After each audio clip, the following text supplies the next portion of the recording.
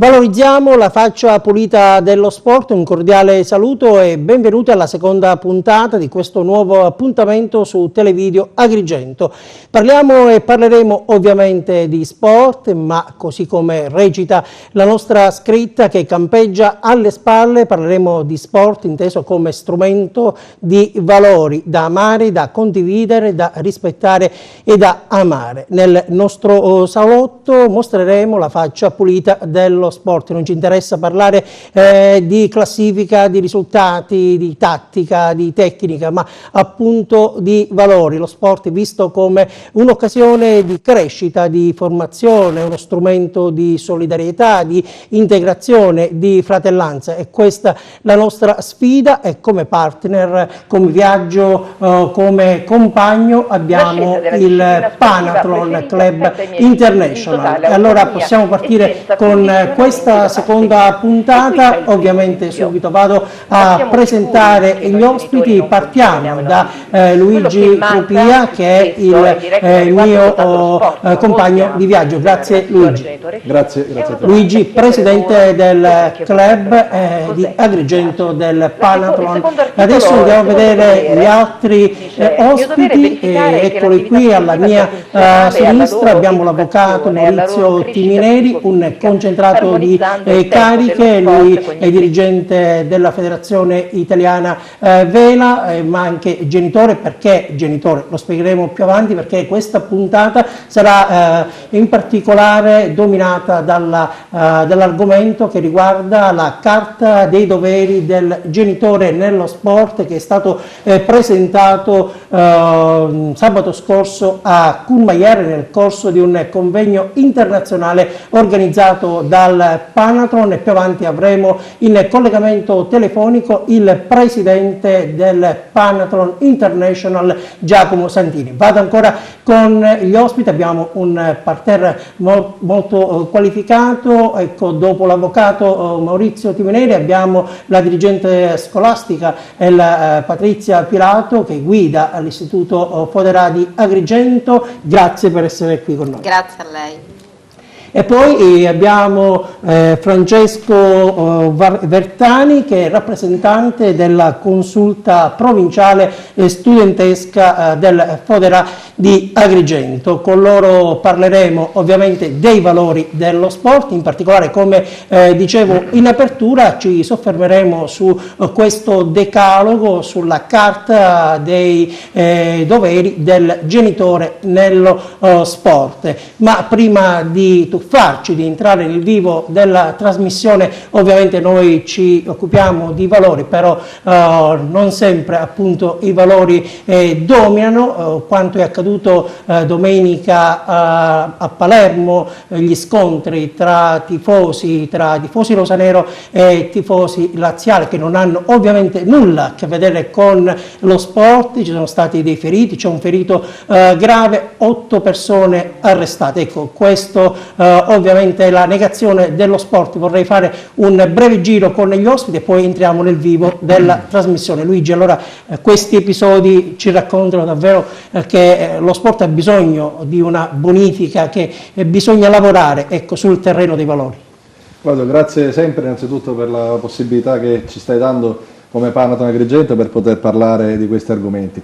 È chiaro che il nostro lavoro, quello del Panathlon International, il Panathlon in tutte le città, è quello proprio di partire dalla scuola, dai giovani, per cercare di diffondere i valori veri dello sport ed evitare quello che succede oggi. È difficile, però ci lavoriamo. Anche oggi è proprio una prova provata. I nostri ospiti, i nostri amici sono appunto persone che rappresentano oggi il mondo dello sport, il mondo della scuola e la scuola stessa, quindi da loro deve venire il primo esempio, e proprio sono qui proprio per testimoniare la loro esperienza. Allora, avvocato Timineri, questi fatti che arrivano da Palermo certamente non fanno bene allo sport. Sicuramente no. Quello che dispiace poi è che spesso questi accadimenti succedono in quelli che sono alcuni degli sport chiamati maggiori. Per fortuna nelle nicchie dove ci muoviamo noi, soprattutto posso parlare di quello del mondo della vela, questi accadimenti sono molto lontani, non succedono mai, e c'è una una preparazione non solo tecnica o tattica, come lei diceva oggi, non sono argomenti che tratteremo, ma c'è una preparazione alla vita anche, formazione dei soggetti in quanto tale, individui che devono confrontarsi con le difficoltà che troveranno anche nel corso della vita. Io la fermo, mi scuso con gli altri ospiti perché abbiamo in collegamento telefonico in diretta il presidente del Panathlon International, Giacomo Santini. Benvenuto. Grazie, buonasera a voi. Allora qui dibattiamo e affrontiamo lo sport sotto l'ottica dei valori. Ovviamente il Panathlon su questo terreno è fortemente impegnato. Il tema di oggi è la carta dei doveri del genitore nello sport. Sabato scorso a Courmayeur c'è stato un convegno internazionale, un evento per appunto presentare questa carta per la diffusione capillare della carta dei doveri del genitore nello sport. Lei ha coordinato i lavori, ecco, che cassa di risonanza ha avuto? Direi che anche se la località era abbastanza decentrata, venire a Courmayeur è un viaggio davvero per tutti. Abbiamo avuto un pubblico molto attento e anche molto numeroso. Poi eravamo anche collegati in diretta streaming e quindi abbiamo potuto anche comunicare da molto lontano con tanta gente. Diciamo che questa carta arriva in un momento in cui c'è particolarmente bisogno di aprire un dialogo con i genitori, una componente fondamentale dell'educazione dei giovani attraverso lo sport. Voglio dire, una strategia che il Panathlon persegue fin dalle sue origini, circa 60 anni, esattamente 65 anni fa. Questa carta è l'ultima arrivata, accanto ad altre carte di propositi del Panathlon, come per esempio la carta dei diritti delle ragazze nello sport, la carta del panatleta, la carta dell'etica nello sport giovanile, detta anche carta di Gandhi. Bene, questa carta dei doveri del genitore è una somma di buoni propositi che i genitori dovrebbero fare propri per poter essere utili e non dannosi all'educazione dei propri figli che stanno praticando una disciplina sportiva. Ho visto che nel pubblico c'era molta attesa, ma c'è anche molta partecipazione, quasi come se fosse una carta attesa, una carta di cui c'era davvero bisogno e della quale lo sport a questo punto deve fare tesoro. Una carta in 10 punti che adesso non sto ad enumerare, ma che i genitori attraverso questa carta si impegnano a lasciare scegliere innanzitutto ai propri figli la disciplina sportiva, a non interferire nella pratica dello sport tra loro e gli altri attori della scena sportiva, gli allenatori per esempio, i dirigenti, ma poi indicano alcuni principi fondamentali. Uno per esempio dice che per essere felici nella vita, per riuscire nello sport, non è indispensabile diventare dei campioni. Presidente, mi perdoni, quanto è importante puntare sui genitori per poi ovviamente incidere sull'atteggiamento dei giovani, dei figli? Ma il genitore è la presenza più assidua, oltre che naturale, accanto ai giovani, e quindi abbiamo puntato su di loro perché sono sempre attori fondamentali nell'educazione dei giovani e anche nel modo con cui i giovani si approcciano allo sport, e in particolare sono attori importanti nel dialogo con gli allenatori, con coloro che poi prendono in cura i ragazzi che praticano lo sport. Ecco, c'era bisogno, ce lo hanno detto proprio i dirigenti delle società, ma anche gli allenatori, c'era bisogno di un momento anche elettrico, di confronto anche polemico se vogliamo, perché la carta è abbastanza impegnativa, però a questo punto davvero si rischia di rovinare una certa parte di pratica sportiva, soprattutto tra i giovanissimi, per una mancanza di preparazione e di sensibilità dei genitori. Partirà un tour con un mezzo mobile per raggiungere le principali città europee. In Italia farà tappa dove?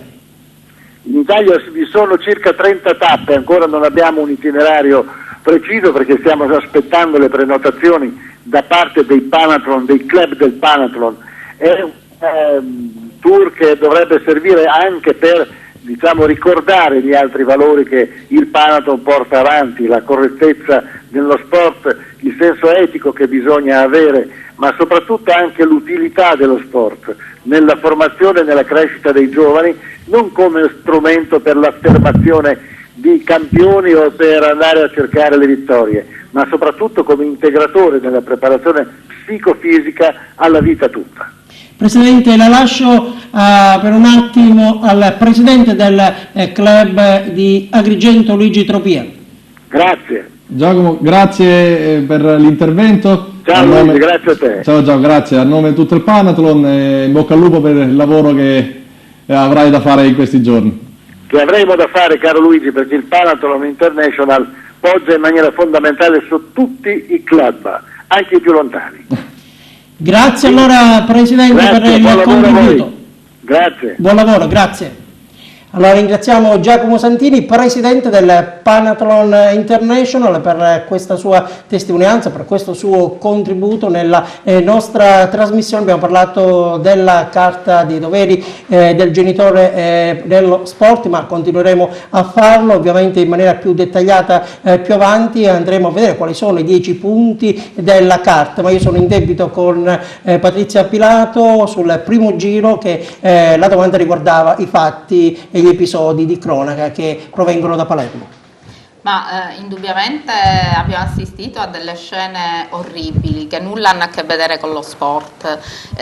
Direi che questa sera parliamo di sport, parliamo ovviamente principalmente di atleti, che sono coloro i quali esprimono in questa disciplina i propri talenti. Parliamo di genitori, però credo che dobbiamo parlare anche della figura dello spettatore. In questo caso sia proprio questo, credo sia proprio questo il caso, cioè colui il quale, vero, segue la disciplina che sceglie di seguire, la disciplina o le discipline che sceglie di seguire, però deve comunque manifestare innanzitutto la capacità di accettare il giudizio espresso da una giuria, che sia piuttosto che un arbitro, ma deve anche mostrare di conoscere i valori dello sport dentro e fuori gli stadi, i campi di atletica, tutti i luoghi in cui appunto lo sport si esercita.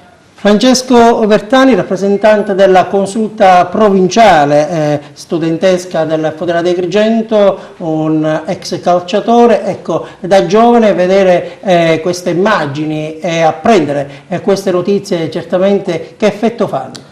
Certamente sono episodi brutti per noi giovani, sono episodi che scalfiscono comunque sia il nostro percorso sportivo, sono momenti brutti non solo per lo sport, ma penso per tutti i cittadini, perché penso che lo sport sia un momento di aggregazione, un momento di fratellanza, un momento di pace, che comunque la domenica porta migliaia di persone negli stadi, che sia un campo sportivo di calcio, che sia un campo sportivo di basket, comunque sia per passare momenti sereni, non sicuramente i momenti che hanno vissuto la gente che era a Palermo l'altro ieri.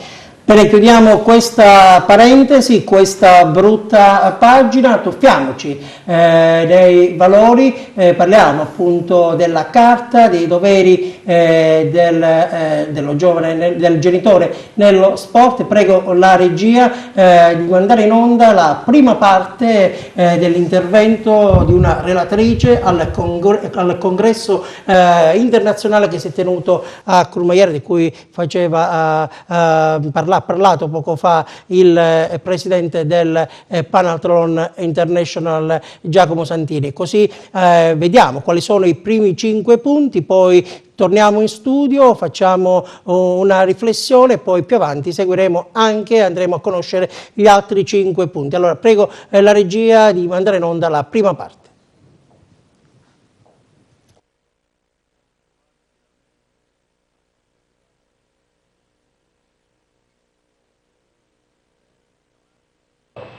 La scelta della disciplina sportiva preferita spetta ai miei figli, in totale autonomia e senza condizionamenti da parte mia. E qui c'è il primo dubbio.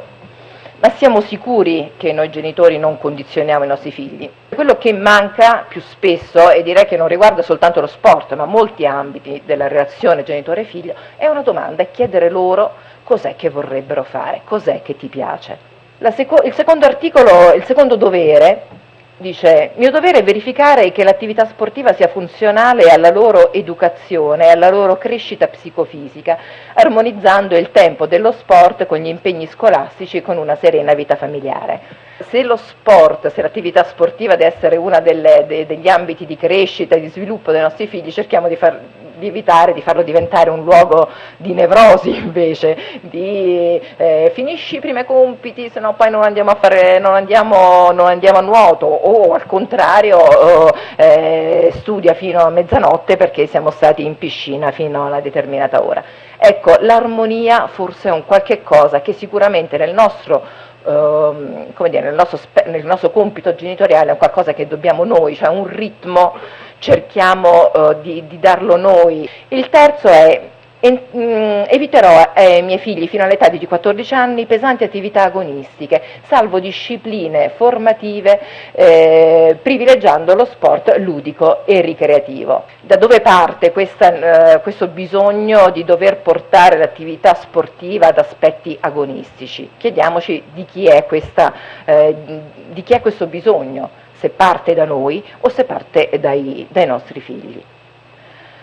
L'articolo 4 è: li seguirò con discrezione, con il loro consenso, se servirà ad aiutarli ad avere con lo sport un rapporto equilibrato. Il rapporto equilibrato che loro possono avere con lo sport parte da noi. Se dentro di noi ci sarà quell'equilibrio rispetto all'attività sportiva, alla performance sportiva, probabilmente sarà anche più semplice che anche loro possano raggiungerlo. L'articolo 5 ci dice: non chiederò agli allenatori dei miei figli nulla che non sia utile alla loro crescita e commisurato ai loro meriti e potenzialità. Noi genitori perdiamo lucidità. Molto spesso nel valutare i nostri figli, al di là che possono avere grandi talenti sportivi o talenti assolutamente nella norma, perdiamo lucidità nella valutazione, nel vedervi, e vedervi significa anche cercare di vedere cosa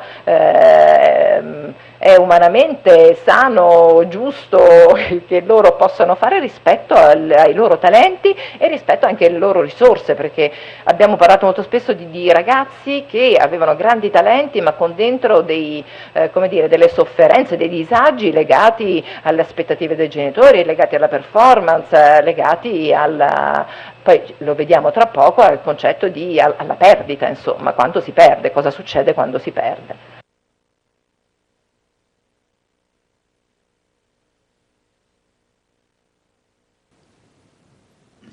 Vedremo gli altri 5 punti di questa carta più avanti. Allora un commento, vorrei coinvolgere gli ospiti. Ecco, cominciamo da Maurizio Timineri, da genitore, da istruttore, da dirigente, da direttore di gara per quanto riguarda la vela. Lei è impegnato ovviamente in questa disciplina. Ecco, qual è la riflessione di questi 5 punti che abbiamo ascoltato? Ecco, quali sono i passaggi che l'hanno colpita maggiormente?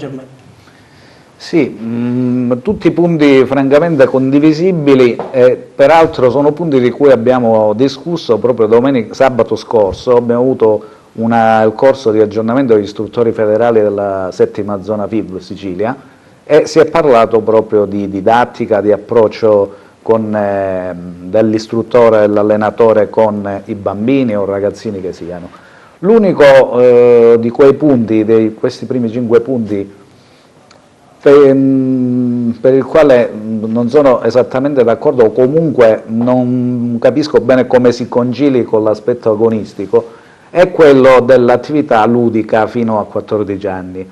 Francamente questo è un indirizzo che anche la Federazione Vela negli ultimi anni cerca di portare avanti, però di contro richiede risultati agonistici. Ora lì c'è un conflitto. C'è una sorta di conflitto, perché se vogliamo il risultato agonistico ci vuole l'impegno, la costanza, la disciplina, la serietà con cui si approcciano i bambini e i ragazzini all'attività sportiva e quindi allenamento, regate e quindi risultati che man mano arrivano.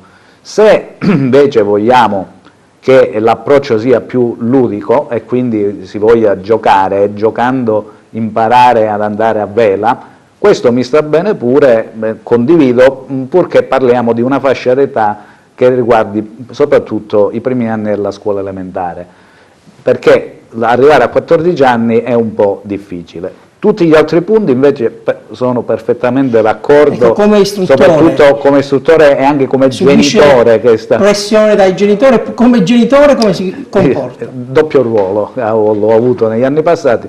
Sicuramente ci sono genitori in tutti gli sport che magari spingono il bambino a quel determinato sport perché è uno sport che piace a loro fondamentalmente e vogliono fare provare al bambino.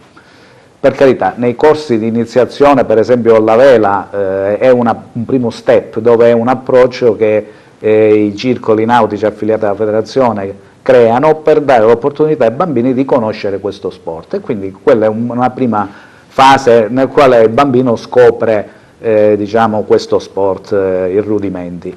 Poi se si va avanti e il genitore si appassiona allo sport della vela, c'è un distinguo da fare. Ci sono genitori che mantengono il loro ruolo da genitore esterno all'attività sportiva, semplicemente osservano, magari si divertono anche in certe circostanze. Magari c'è qualche genitore che invece si appassiona un po' troppo e diventa anche tecnico, interferendo nel rapporto poi che c'è tra il bambino, il ragazzino e l'allenatore. Un po' come magari può succedere anche in ambito scolastico, dove magari il genitore si addentra troppo e si frappone tra insegnante e bambino. Quindi lì è bene che si formino anche i genitori degli atleti, nel senso di dire: tu sei il genitore, arrivi a un certo limite oltre il quale è opportuno non andare. Ognuno deve restare nel proprio recinto. Sì. Allora, invece con Patrizia Pilato, lei dirigente scolastico ma anche genitore, suo figlio pratica vela, ecco,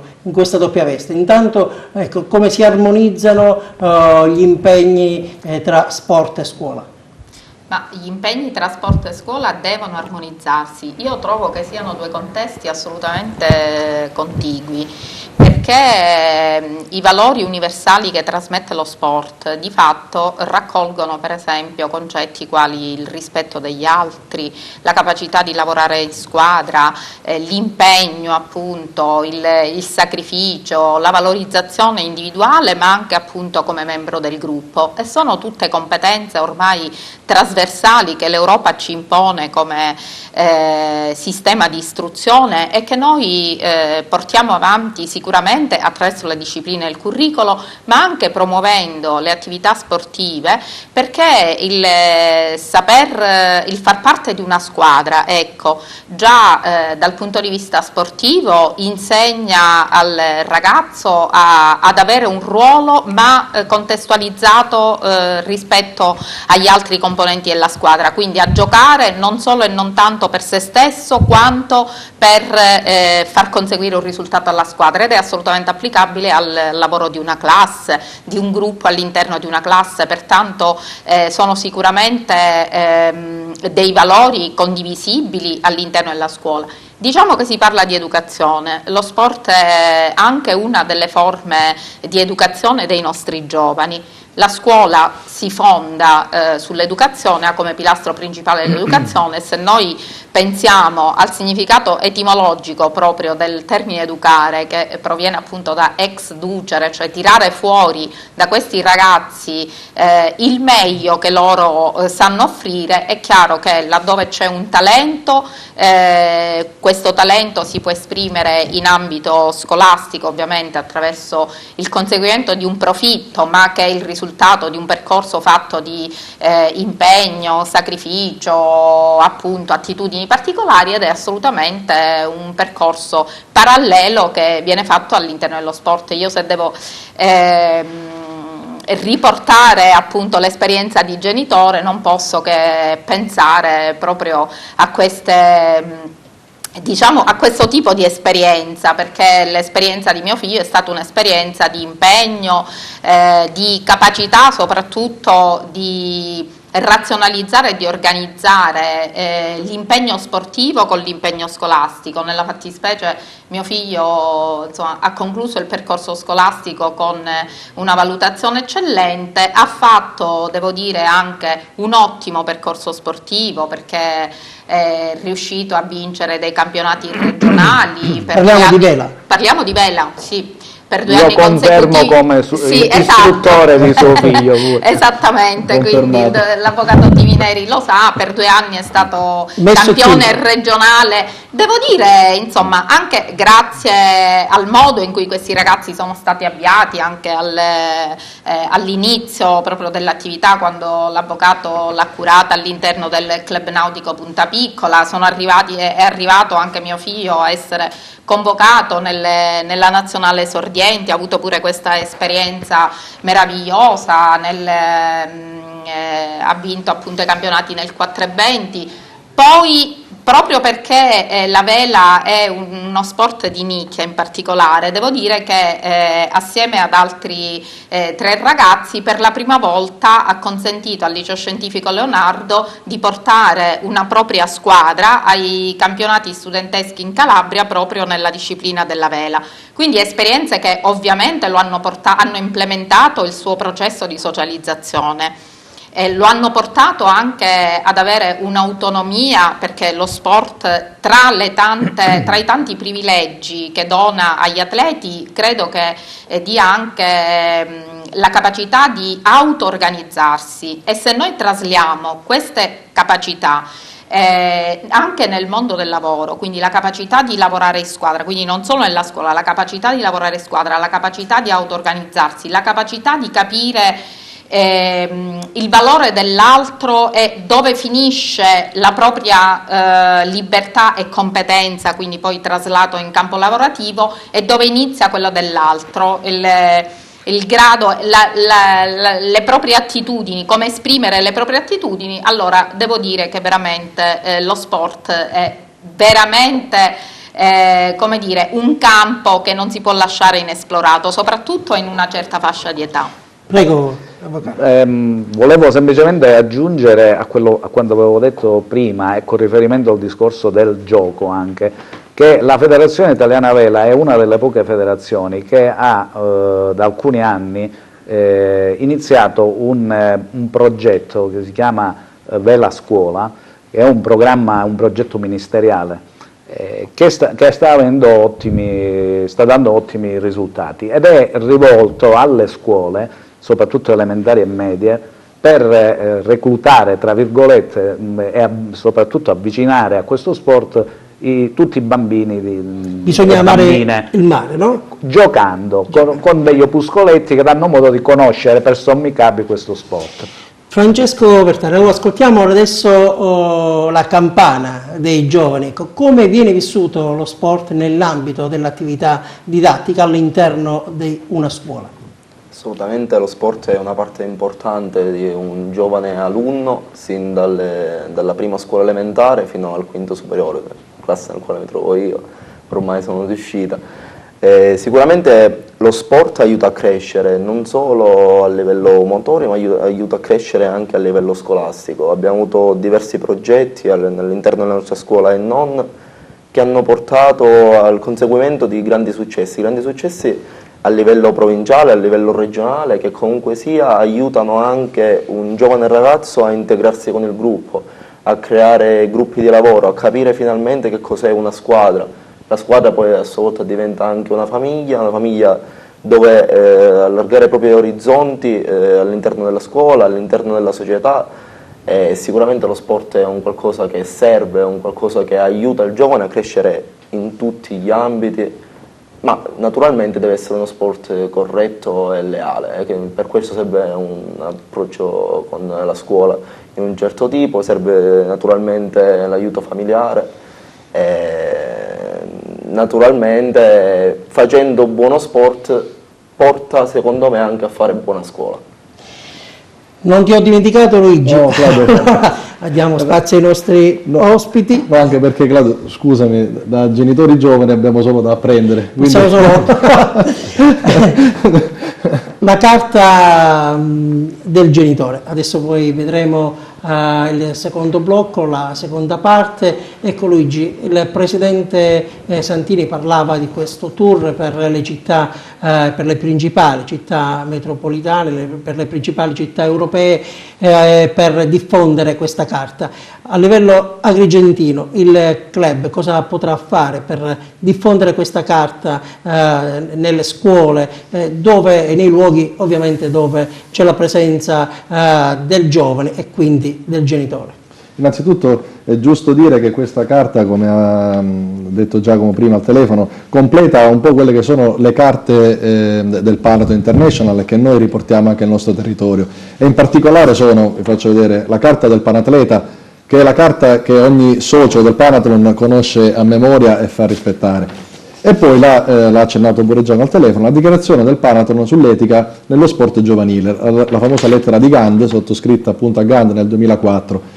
Quindi parla dei giovani, quindi i diritti del giovane, e quindi la carta di Courmayeur completa un po' con l'aspetto dei genitori. Questa, se non ricordo male, se non mi sono informato male, c'è stato poi il protocollo d'intesa con l'ex provincia, con il consorzio universitario della provincia di Agrigento, insomma, sì, per provare il Presidente La Galla, questo... siamo riusciti a sottoscriverla insieme, quindi con la provincia regionale, con il provveditorato agli studi e col consorzio universitario. Bisogna collaborare con le istituzioni, con gli enti per assolutamente sì, perché raggiungere risultati importanti. È il ruolo nostro, nel nostro piccolo, ma è quello che già da un paio di anni facciamo, devo dire, perché la stessa carta abbiamo sottoscritta col comune di Santa Elisabetta ed è il lavoro che andremo a fare in questo periodo. Io questa lettera, non sono lettere morte, ma sono delle lettere che ogni tanto noi lo facciamo, lo leggiamo nelle nostre riunioni, e quello che faremo è cercare di leggerle. Quindi anche un altro intento nostro è, nelle attività sportive, riuscire a far leggere a un genitore, a un atleta la carta. Io ho 2 punti soli anche per ampliare la possibile discussione, perché l'argomento è vasto, però è veramente importante. 2 punti importanti della lettera questa di Gand sono che riguarda quindi i diritti del giovane. Il diritto del giovane adottato, che prevede per tutti i ragazzi il diritto di praticare sport, che è la cosa più importante, e soprattutto, è legato anche ai discorsi che abbiamo già fatto, di avere la possibilità di diventare un campione oppure di non esserlo. Oggi è importante fare sport, diventare l'attività ludica, poi diventare campione, e non dimentichiamoci, e faremo pure una puntata, spero, ad hoc, un discorso della disabilità. Noi oggi abbiamo pure questo aspetto. Devo dire, il mondo dello sport oggi, rispetto al passato, io dico, sta sviluppando anche questa voglia di far emergere questo tipo di sport per le persone meno fortunate. Voglio solo ricordare, non è una coincidenza, cioè è una coincidenza, non è fatta apposta, ma un nostro socio, Carlo Lauria, ha un equipaggio da un paio di anni fa vela ovviamente, ha un equipaggio di ragazzi sordi con delle difficoltà di udito. E ricordiamo che qualche mese fa il Panathon Club di Agrigento ha premiato una ragazza di Porto Empedocle, Asia Abate, che si è particolarmente distinta come miglior atleta del 2015. Del 2015, quindi dico, siamo molto attenti, e soprattutto ecco,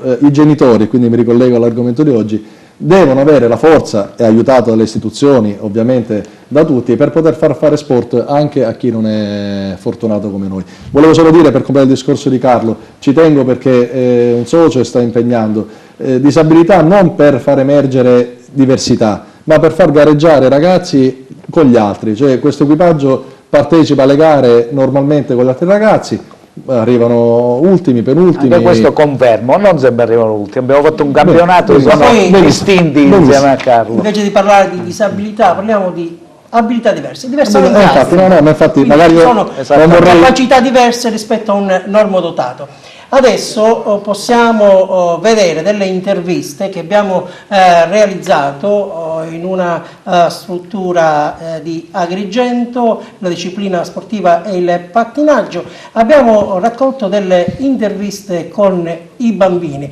Il riferimento è sempre la carta. Vediamo.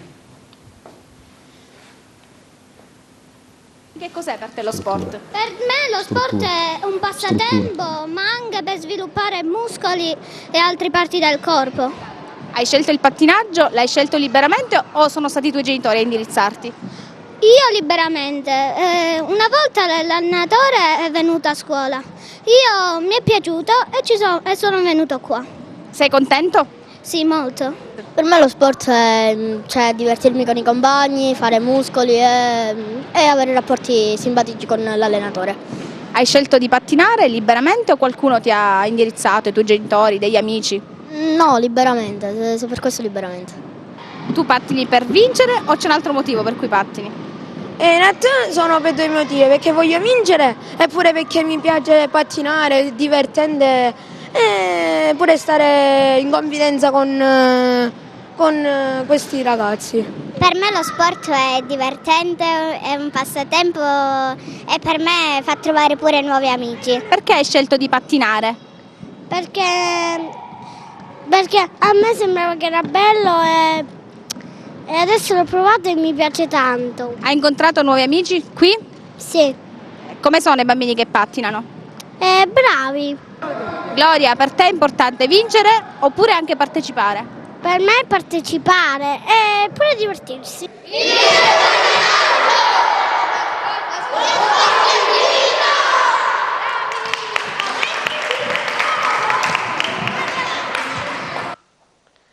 Quella è la US sportiva roller di Agrigento. Questa è la faccia pulita dello sport, Luigi.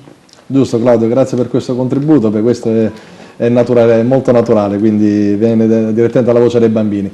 È quello che vogliamo fare pure noi. È chiaro che si tocca pure un altro punto di cui parleremo più avanti, degli impianti sportivi, perché è chiaro che lo sport si può fare fino a un certo punto, ma poi ci vogliono delle strutture. La città in questo momento non offre grandi cose, l'amministrazione comunale, devo dire, si sta muovendo nella linea che avevamo onestamente previssato pure noi, cioè quella di dare insomma, in gestione gli impianti ai privati. Speriamo che si possa continuare, si possano creare anche delle strutture più leggere per poterle farle utilizzare da tutti. Più avanti sentiremo la voce dei genitori. Maurizio Tivineri, la vela è pure la faccia pulita dello sport. È una faccia pulitissima dello sport. È uno sport particolare perché prima ancora di pensare al confronto con gli altri ragazzi e ragazze, ti confronti con te stesso, perché ti trovi in condizioni meteo marine spesso abbastanza impegnative e quindi devi cominciare a imparare da solo, chiaramente con l'aiuto dell'allenatore e degli istruttori, di chi ti porta a mare, ad affrontare le avversità e trovare la soluzione per superarle e quindi andare avanti, a prescindere poi dal risultato. Che seguito ha ad Agrigento questa disciplina sportiva? Questa disciplina sportiva ha avuto negli ultimi tempi una fase florida che è durata fino a poco tempo fa. Tra i tanti atleti, come abbiamo ricordato, c'era il figlio della dirigente scolastica, uno tra i migliori della squadra che avevamo messo su, c'erano tanti ragazzi, compresa anche mia figlia, e quindi sia ragazze che ragazzi, prima bambini poi divenuti ragazzi, che sono cresciuti in questo ambiente e devo dire, come hanno affrontato seriamente lo sport della vela, stanno affrontando adesso l'università, chi a primo, chi a secondo anno, con il massimo dell'impegno e con dei risultati che arrivano. Questo a conferma del fatto che lo sport, quando fatto seriamente a livello agonistico, non toglie nulla allo studio, ma soprattutto forma degli uomini, delle donne che poi sapranno affrontare gli impegni che la vita presenterà. A volte magari è un alibi, si pratica sport, si dice sì, sono molto impegnato e quindi si penalizza lo studio. Ecco lì l'intervento del genitore, lì perché appunto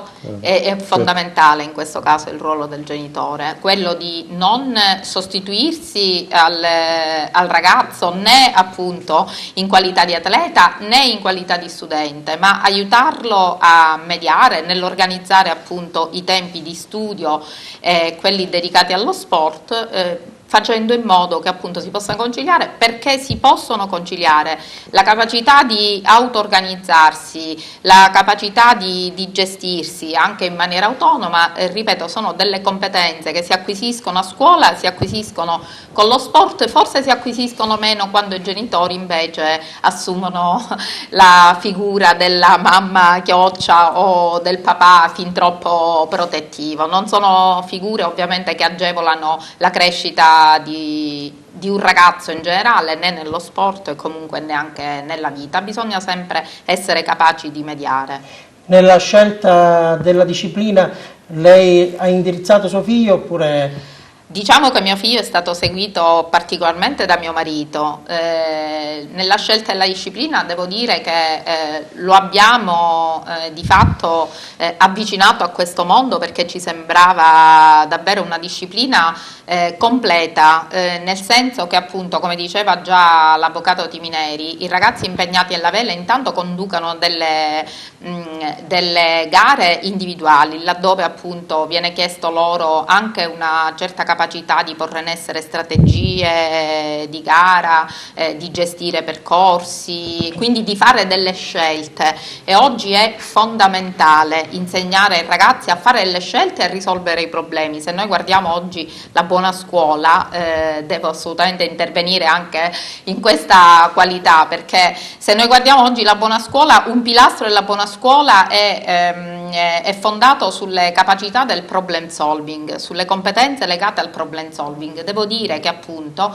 la vela è uno sport nella fattispecie che assolutamente agevola l'acquisizione di queste competenze, perché il ragazzo si trova solo, come si diceva, con il mare ad affrontare una strategia, un percorso nelle difficoltà, anche in alcuni casi dipende dalle condizioni meteomarine, e comunque pur essendo appunto uno sport individuale, di fatto un ragazzo che partecipa per conto nella squadra di un club nautico lavora anche in funzione della squadra, in nome e per conto della squadra, quindi adotta strategie, si comporta, si porta avanti anche a nome della squadra. E quindi diciamo che io lo trovo da questo punto di vista uno sport estremamente completo. Devo dire anche, devo fare per quella che è stata la mia esperienza di genitore, devo dire che la vela dà anche, come dire, implementa in maniera importante e sottolinea il rispetto delle regole. Io non ho un linguaggio tecnico appropriato, perché ripeto, l'ho seguito sempre a una certa distanza, perché comunque è stato mio marito il genitore che di fatto fisicamente lo ha sempre accompagnato. Però quando mi veniva a raccontare insomma la fase successiva alle regate, in cui si fa la cosiddetta protesta se necessario per sottolineare magari un comportamento non adeguato di un altro regatante, eccetera, io ho notato come in questi casi loro seguivano delle procedure assolutamente obbligate, erano tenute a un comportamento a tempi rigorosi entro cui fare le proteste, ad accettare comunque in silenzio regole, però ad accettare in silenzio e di buon grado, anche in maniera convinta, i giudizi dei giudici in questo caso, quindi assolutamente formativo. Come nel calcio, Francesco, tutt'altro, no? Nel calcio invece lì le proteste sono all'ordine del giorno, minuto dopo minuto. Minuto dopo minuto, sì, vabbè. Il calcio è comunque sia uno sport, cioè a differenza della vela, è uno sport con magari più appeal, dove i calciatori comunque sono molto più sotto pressione, anche per un livello mediatico molto più alto. È uno sport dove si investe... Tu hai praticato calcio, allora ti vorrei fare questa domanda e poi andiamo in pubblicità. Ma il calcio si pratica perché è un valore, perché è uno sport, o perché si ambisce a fare carriera, a diventare campione? Io penso che il calcio si pratichi perché è uno sport bello, di squadra, però allo stesso tempo perché sin da giovani siamo influenzati, essendo comunque italiani dove il calcio è all'ordine del giorno, cresciamo pane e calcio. Lo sport con il quale cresciamo sin da giovani, cioè sin da piccolissimi, quello che il nostro padre ci fa vedere la domenica pomeriggio dopo pranzo. E Ma nel calcio la cultura dello sport, la cultura dei valori lì comincia a essere molto deficitaria, perché la simulazione, lì si cerca di fregare l'arbitro, si cerca di fregare l'avversario, insomma lì sì, il calcio... pure di fair play, nella prossima puntata, in una delle prossime puntate, lì veramente bisognerebbe rivedere un po' l'atteggiamento di tutti. Sì, bisognerebbe un po' rivedere l'atteggiamento di tutti, ma ripeto, forse è perché è un po' troppo pubblicizzato il calcio, i calciatori... C'è troppa esasperazione, troppa pressione, anche però anche colpa dei mass media. Oltre ai mass media, lì entra in componente, entra in gioco la componente economica, che credo che sia davvero la bestia nera dello sport. Quella che bene, ci fermiamo per una breve pausa, linea alla regia, pubblicità, e torniamo subito con Valorizziamo la faccia pulita dello sport. A tra poco. Nel cuore della Sicania, prezioso, innovativo, multimediale, Museo archeologico di Sant'Angelo Muxaro. 7 le sale espositive, in vetrina reperti sulla geologia, della preistoria e della necropoli protostorica che si apre lungo il versante meridionale del colle, dove incantevole è la tomba del principe. Di rilievo anche Monte Castello e Grotticelle. La visita del Musam è indicata anche per conoscere, attraverso strumenti interattivi, luoghi incontaminati e ricchi di bellezze. Qui la storia si fonde con la saga di Minosse e Cocalo, e dove gran parte degli studiosi colloca la città di Camico. Irrinunciabili le escursioni nella riserva naturale Grotta Ciavoli. Chiese, tradizioni, sapori e ospitalità fanno il resto. Sindaco e amministrazione vi aspettano a Sant'Angelo Muxaro. Gli archi di Pasqua, dal 27 marzo al 7 maggio. Fede, tradizioni popolari, arte, eventi a San Biagio Platani, una delle manifestazioni più suggestive della Pasqua in Sicilia. Per 40 giorni il corso principale si trasforma in una galleria di capolavori in pane realizzati dalle maestranze locali. Madunnara e Signorara, divise dalla devozione, e il miracolo si rinnova. Arte, tradizione e fede. Vi aspettiamo a San Biagio Platani per visitare i famosi archi di Pasqua. E quest'anno, sotto le architetture di pane, San Biagio festeggia 30 anni di gemellaggio con la cittadina tedesca di Remikingen. Archi di Pasqua, istituita la prima lotteria. In palio una Fiat Panda, una TV 42 pollici e un iPhone. Gli archi di Pasqua, dal 27 marzo al 7 maggio. Musical Bar, ingredienti genuini e selezionati di produzione locale. Al Musical Bar, la pasticceria suona festa, nel segno della tradizione. Siamo in via Porta Palermo a Raffadali, la culla del pistacchio. Un marchio di fabbrica che firma i nostri migliori prodotti a prezzi imbattibili. Tutto preparato artigianalmente nel nostro laboratorio. Musical Bar di Randisi. Venite a trovarci a Raffadali, in via Porta Palermo 147.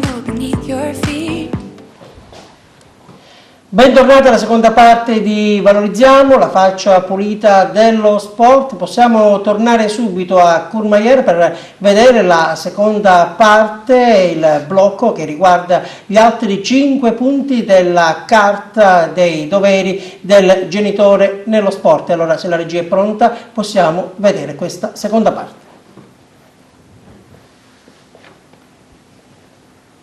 Con l'articolo 6 dirò ai miei figli che per essere bravi, sportivi e sentirsi felici nella vita non è necessario diventare dei campioni. Chiediamoci cosa immaginiamo noi per la loro felicità. Innanzitutto la loro felicità probabilmente è la loro felicità e non è la nostra felicità. E quindi forse diventare campioni significa cercare di riuscire a vivere con discreta serenità i momenti del successo, ma soprattutto quelli dell'insuccesso. E infatti l'articolo 7 ci dice: ricorderò loro che anche le sconfitte aiutano a crescere perché servono per diventare più saggi. La sconfitta, come dicevamo prima, fa parte del processo di crescita e di realizzazione ed è una tappa obbligata. Il non riuscire a tollerare quella frustrazione derivante dalla sconfitta, io penso che sia la grande mina dei nostri figli. Indicherà loro i valori del Panathlon come fondamento etico per affrontare una corretta esperienza sportiva. Qui dico soltanto che i valori per trasmetterli vanno fatti nostri e quindi bravo Panathlon che cerca di divulgarli, perché se non ci crediamo noi veramente sarà difficile probabilmente riuscire a trasmetterli ai nostri figli.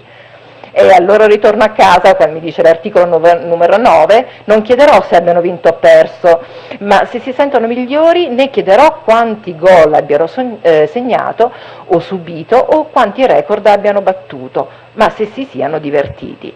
È molto ideale, diciamo, questo articolo, umanizziamolo il più possibile, magari lasciamo un po' tutti questi ingredienti, magari cambiamo un po' gli ordini, magari la prima domanda può essere ti sei divertito? Ecco, può essere quella, poi è ovvio che ci sarà la domanda avete vinto, avete perso, insomma non siamo supereroi, no? Quello che mi piacerebbe far trasmettere ai miei figli è che la cosa più bella dello sport può essere è stare insieme ad altre persone, insieme ad altri ragazzi, e quindi da lì beneficiare della relazione con gli altri. Infine vorrò specchiarmi nei loro occhi ogni giorno e ritrovare il mio sorriso giovane. Bellissima questa cosa, spesso il sorriso giovane un po' si perde invecchiando, sì, ci proviamo a rispolverarlo, approfittiamo dell'opportunità di vederlo nei nostri figli, questo sorriso, ma prima ancora riscopriamo il nostro. Bene, abbiamo visto anche la seconda parte, gli altri 5 punti, complessivamente sono 10 punti della carta dei doveri del genitore nello sport. Luigi, bisogna lavorare su questa carta, sono 10 punti importanti, ovviamente è difficile onorarli tutte e 10, nel senso che bisogna lavorare davvero per diffonderli, per inculcare nei giovani, nei genitori soprattutto, perché la carta è rivolta ai genitori, per poi ovviamente lavorare sui figli, perché ovviamente genitori e figli lì è un rapporto che va curato. Sicuramente l'argomento è vasto, è importante, quindi noi, ripeto, abbiamo questa carta e cominciamo a svilupparla nelle scuole. Questo è un po' l'obiettivo che abbiamo, quindi direttamente col provveditorato, con l'accordo dei dirigenti scolastici, questo è il primo passo. Però secondo me un altro concetto importante, voglio fare una piccola marcia indietro, perché sì, è vero, si parla di divertimento, di diventare campioni o meno, però dietro c'è, e questo faccio un po' anche una riflessione su me stesso, su quella che è la realtà di oggi, si parla pure di sacrifici. Oggi il genitore deve, per far fare dello sport ai figli, fare dei sacrifici, quindi rinunciare a qualcosa. Oggi spesso dietro la routine quotidiana o non ci sono mezzi pubblici o non c'è questo, non c'è l'altro, è più facile lasciare il bambino dalla nonna anziché portarlo in palestra. Quindi oggi vogliamo, come Panathlon Agrigento, lavorare anche con l'esempio delle società che abbiamo, di tutti gli sport, perché oggi ci sono delle realtà importanti ad Agrigento, anche di sport non così famosi, diciamo, in televisione o sugli organi di stampa, cercare di far sviluppare questo concetto. Oggi il genitore deve dare la possibilità al figlio di fare sport, al di là poi degli impegni economici, perché non c'è bisogno per forza di fare sport ad altissimo livello, però la possibilità di poter accompagnare il figlio in palestra è un dovere dei genitori. Però tu tocchi un tasto, Luigi, che non va sottovalutato, l'aspetto economico, perché non tutti hanno la possibilità di permettersi questo, è diventato un lusso, cioè non tutti possono dare la possibilità ai figli di frequentare le discipline sportive, perché molte sono a pagamento, molte non sono gratuite, quindi anche lì bisogna riflettere su questo punto. Claudio, mi lanci un assist, come si dice nello sport. Come ho detto, l'intenzione del comune, quindi dell'amministrazione di oggi, è quella di affidare gli impianti sportivi ai privati. Questo vale fino a un certo punto, come dici tu, oggi bisogna dare la possibilità di fare sport a tutti. È una cosa che così lancio adesso, ma poi riprenderemo direttamente, spero con l'assessore allo sport, col sindaco direttamente. Oggi abbiamo per esempio un campo di atletica a Villa Seta che è completamente abbandonato, dove invece si può fare sport all'aria aperta e gratis, e questo deve essere un dovere dell'amministrazione comunale a rimetterlo in sesto. il palazzetto va bene, le palestre private, va bene tutto, però la possibilità di fare sport all'aperto, che poi l'atletica è alla base di tutto. Oggi si parla pure di attività motoria prima di fare sport, quindi un bambino di 6 anni in prima elementare deve riuscire ad andare a correre in uno spazio dove però ci deve essere uno spogliatoio e la possibilità di potersi cambiare in maniera, dico, nel 2016, ecco, non... Maurizio Tiveneri, la Vela apre le porte a tutti oppure anche lì bisogna mettere mano al portafogli? Certamente non è come andare a fare un po' di corsa comprando un paio di scarpette e magari uno liberamente può correre. Sicuramente i circoli affiliati alla Federazione Vela cercano di renderlo più aperta possibile all'esperienza un po' di tutti quanti, però è chiaro che dopo una prima fase, un primo step che è quello dell'avvicinamento a un circolo nautico dove si pratica lo sport della vela e quindi il corso di iniziazione che ha un costo irrisorio e dura mediamente tra i 7 e i 10 giorni, poi c'è il momento in cui il genitore se vede che il figlio si è appassionato allo sport dovrà prendere la decisione se iscriverlo e quindi fare continuare questo sport con i vari step successivi per poi portarlo nel mondo delle regate. È chiaro che a quel punto poi un costo ci sarà per l'acquisto di una prima imbarcazione, Optimist si chiama questa barca con cui iniziano i bambini, magari di seconda mano, però certamente poi si inizia con le trasferte e lì i circoli cercano di dare una mano, ma certamente occorrerebbe uno sforzo maggiore da parte dei circoli affiliati alla federazione per dar modo a un maggior numero di persone possibile di poter praticare questo sport. Volevo collegarmi a l'ultima parte del servizio dove diceva il sorriso ritrovato del giovane, nel genitore. È un'esperienza che ho provato questa, quando tuo figlio poi riesce a ottenere, a vincere quella coppa e tu ti immedesimi avendo fatto quelle esperienze molto tempo prima, sicuramente ti torna un sorriso che difficilmente nella quotidianità ritrovi.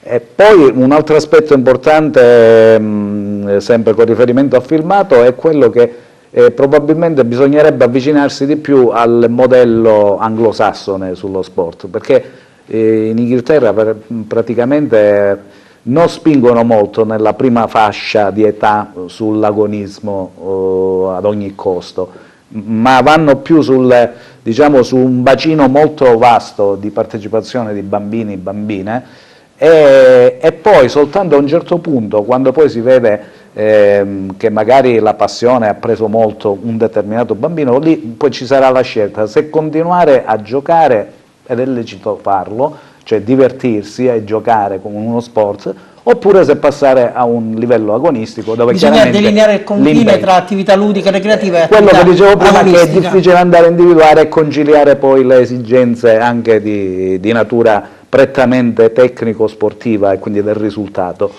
Scuola, sport, ecco, non c'è incompatibilità, abbiamo visto, anzi sono due aspetti complementari. Chi alla fine si afferma nello sport può anche andare bene nella scuola. Ecco, qual è il rapporto armonioso tra scuola e sport per poter raggiungere gli obiettivi in maniera parallela? Ecco, io punterei sul concetto della sana competizione. Io appunto mi ricollego invece a quel punto in cui, che aveva anche ripreso l'avvocato Tiveneri, in cui si dice, ma anche la relatrice credo che poi abbia commentato appunto in questo senso, si dice così in maniera teorica, non gli chiedere se ha vinto o ha perso, chiedere se si è divertito, certamente. Però è anche vero che appunto quando si partecipa a gare in quanto tali o comunque quando si è in un contesto classe nel quale bisogna essere valutati, è chiaro che ciascuno deve dare il meglio di sé. Dare il meglio di sé significa, e soprattutto nell'ambito di una gara o di un contesto come può essere quello scolastico, significa anche essere oggetto di una certa misurazione e valutazione. Per cui scatta la competizione, nel senso che bisogna abituare i giovani ed educare i giovani a tendere ad obiettivi sempre più alti e migliori, che siano quelli del successo scolastico, che siano quelli del successo sportivo, che siano quelli del successo nell'ambiente di lavoro, attraverso indubbiamente, indiscutibilmente una sana competizione, ma comunque il concetto di competizione, ed è questo anche, diciamo, questo rientra anche nell'educazione che noi impartiamo ai nostri giovani, anzitutto come genitori, poi come educatori nella scuola e coloro i quali appunto li prendono in carico nell'attività dello sport, proprio quello di far capire che competere non è una cattiva azione. Competere significa come dire, avere degli atteggiamenti e dei comportamenti assolutamente leali, che però ti portano a condurre una gara cercando di essere sempre nella vita i migliori, impegnarsi al massimo, certo. I migliori attraverso l'impegno, il sacrificio, la capacità di confrontarsi con gli altri, la capacità di sostenere gli altri nelle difficoltà, perché si è campioni nella vita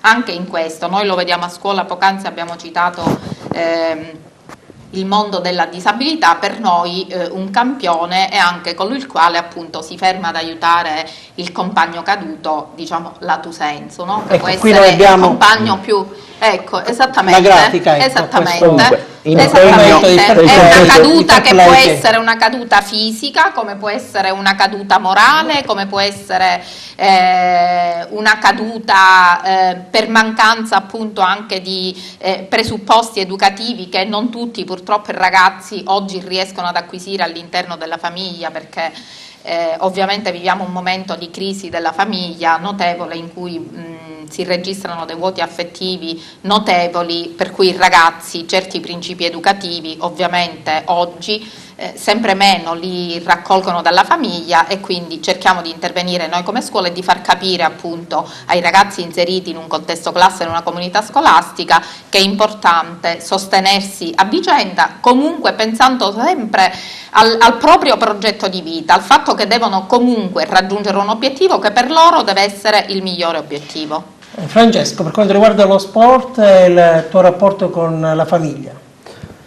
La famiglia, come ho detto già in precedenza, è importante, come ha detto la preside, è comunque sia la base di tutto. La famiglia è colei che ti deve sostenere nei momenti di difficoltà, non solo nello sport, soprattutto e anche nella scuola, perché comunque sia un giovane alle prime armi, sia nello sport che nella scuola, ha sempre bisogno di essere sostenuto.